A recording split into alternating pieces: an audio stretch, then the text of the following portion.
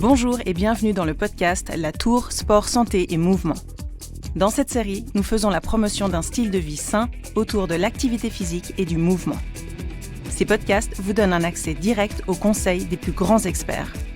Que vous soyez sédentaire, sportif amateur ou d'élite, ce podcast s'adresse à vous.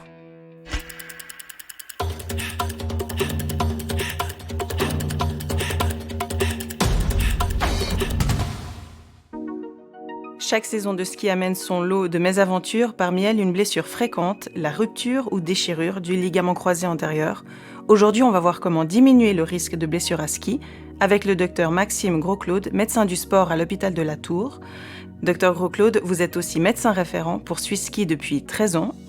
Pour commencer peut-être un chiffre, quelle est la proportion de blessés impliquant une lésion du ligament croisé antérieur ? Alors la rupture du ligament croisé antérieur, c'est une blessure fréquente qu'on retrouve surtout chez une population jeune qui pratique des sports un peu à risque. Alors les sports à risque, c'est des sports de pivot, quand il y a des sports d'équipe, quand il y a des adversaires et de l'imprévu, ou bien le ski.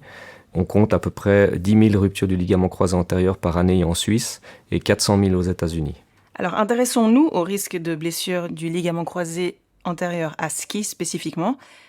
Est-ce une question de niveau ? Un très bon skieur ou skieuse a-t-il ou elle moins de risque de se blesser ?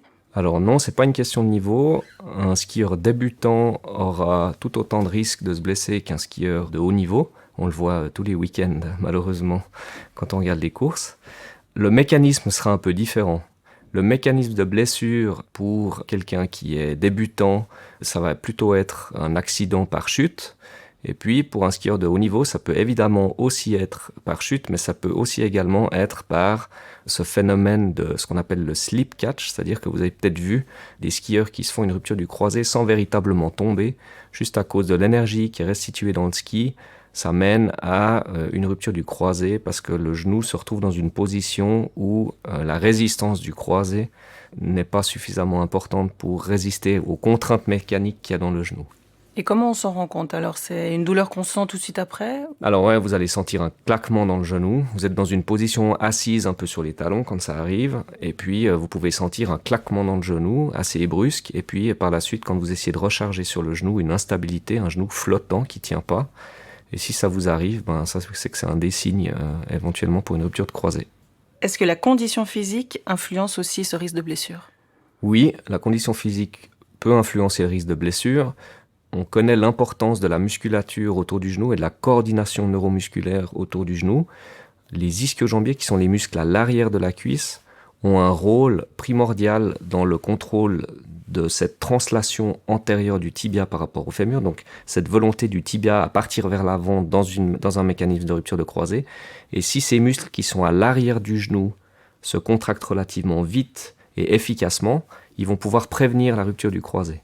Il faut savoir que le croisé il a une capacité de résistance d'environ 200 à 250 kg. Au-delà de ça, il rompt. Et s'il est soutenu par la musculature, et notamment ses ischio-jambiers, on n'arrive pas à ce cut de 250 kg. Et du coup, on peut éviter une rupture de croisé. Quel rôle joue la préparation ? Comment se préparer au mieux pour passer la saison de ski sans se blesser ? Je pense que ce qui est important, c'est de rester actif tout au long de l'année et pas skier de manière intempestive les week-ends et ne rien faire le reste de la semaine, par exemple. Faire une préparation physique un peu ciblée avant une saison, je pense que c'est toujours assez conseillé, surtout si on a déjà eu une fois une blessure. De prévenir, de faire un programme de renforcement musculaire pour prévenir une blessure, ça a toute son importance. Et puis, ce qu'on préconise, c'est une prépa physique qui s'étale sur 2 à 3 mois avant la saison de ski, où on insiste beaucoup sur le renforcement musculaire, du quadriceps, des ischio-jambiers, et puis des exercices de coordination qui se rapprochent le plus possible du geste sportif, donc des exercices de squat, des exercices de freinage, des exercices d'équilibre sur terrain instable, ce fameux contrôle des jambes qui ont tendance à partir vers l'intérieur, le contrôle du valgus. Ça, c'est tous des éléments auxquels on est un peu attentif et qu'on peut tout à fait travailler en pré-saison. Est-ce que la peur augmente le risque de blessure ? Donc peur soit due à une blessure précédente ou simplement la peur parce qu'on n'est pas à l'aise dans ce sport ou autre ? La crainte de se reblesser, c'est un facteur prépondérant dans le retour au sport, qui est tout aussi important que la récupération de la force musculaire ou un genou qui est stable quand on l'examine. C'est un facteur qu'on peut évidemment travailler. Alors déjà par l'expérience propre du patient, c'est-à-dire qu'il va se remettre en confiance en retournant skier après une blessure.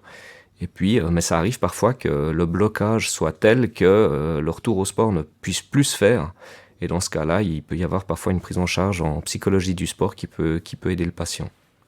Qu'est-ce que vous faites pour aider un patient, une patiente qui a une appréhension peut-être à rechausser les skis? Quels sont les conseils qu'on peut leur donner? Alors souvent, quand j'ai des patients qui viennent à la consultation, alors moi je suis en face de patients qui ont été blessés. Donc soit ils ont été opérés, soit ils ont eu une fois une rupture du ligament croisé antérieur et ils souhaitent reprendre le ski, qui était leur sport favori. Dans ce cas-là, on peut les accompagner dans le retour au sport. Ça peut se faire de différentes manières. Souvent, au début, on va leur proposer une préparation physique qui est ciblée sur la reprise du ski.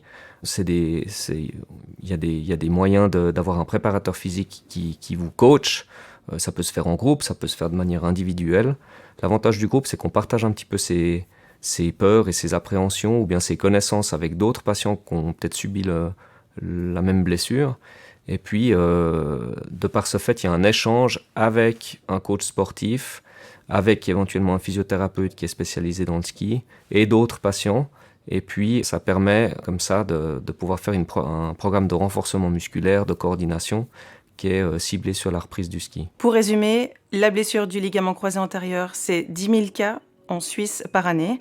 Bien se préparer 2-3 mois avant de commencer, de reprendre la saison de ski et échanger avec son médecin s'il y a une crainte à rechausser les skis. Dr Maxime Gros-Claude, merci beaucoup pour ces explications. Merci à vous.